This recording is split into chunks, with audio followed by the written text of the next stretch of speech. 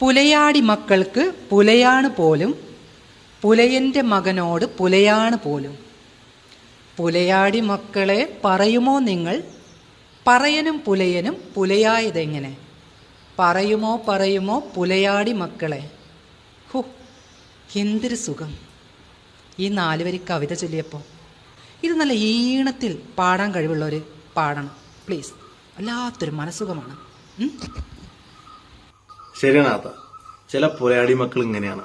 മനുഷ്യന്മാര് മറന്നു തുടങ്ങുന്ന ജാതി ഇടയ്ക്കിടയ്ക്ക് ഓർമ്മിപ്പിക്കും. താത്താനെ പറഞ്ഞല്ല കേട്ടോ, പൊതുവെ പറഞ്ഞാണ്. ഈ ജാതി പറഞ്ഞടിക്കുന്ന കാര്യത്തില് ഈ പുലയാടി മക്കൾക്ക് എന്നും ഇതാണ് ചിന്ത. എന്ത്, ഈ പറഞ്ഞ പാവങ്ങൾ അങ്ങനെ തമ്മിലടിപ്പിക്കണം. ജാതി പറഞ്ഞിട്ട് പൊല, തേങ്ങ, മാങ്ങ, ഏത് ആ ഇരുണ്ട കാലത്ത് കഴിഞ്ഞ കാര്യം അതിങ്ങനെ ഇടയ്ക്കിടയ്ക്ക് ചില പുലയാടി മക്കൾ ഓർമ്മിപ്പിച്ചുകൊണ്ടിരിക്കും. അത് പറഞ്ഞില്ല, ഈ പാവം പിടിച്ച ഹിന്ദുക്കൾ തമ്മിൽ ഒരുമിക്കാതിരിക്കാൻ വേണ്ടിയിട്ടാണ്. താത്താന്റെ പോസ്റ്റിലൊക്കെ ചിലപ്പോൾ കാണാം ഹിന്ദുമതം ഇങ്ങനെ അവഹേളിച്ചുകൊണ്ട് ഈ ഗുരുവായൂർ അമ്പലത്തില് കടുക് നേർച്ച തരുന്ന എന്തിനാ?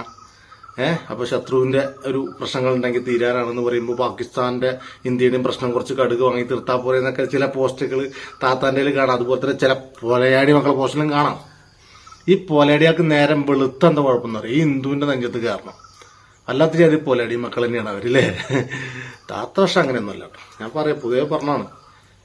താത്ത അങ്ങനെ ഞാൻ ഇപ്പം പറഞ്ഞു എഴുതിയിട്ടൊന്നും കരുതണ്ട. പാട്ട് പാടണമെന്നേ. മറന്നു തുടങ്ങുന്ന പല കാര്യങ്ങളും ചില പോലെ ആടി മക്കൾ പാടി ഓർമ്മിപ്പിക്കും. അത് വിഷയമൊന്നുമില്ല. പാടട്ടെ. ഇപ്പൊ എങ്ങനെയാണ് പൊലയാടി പാട്ട്?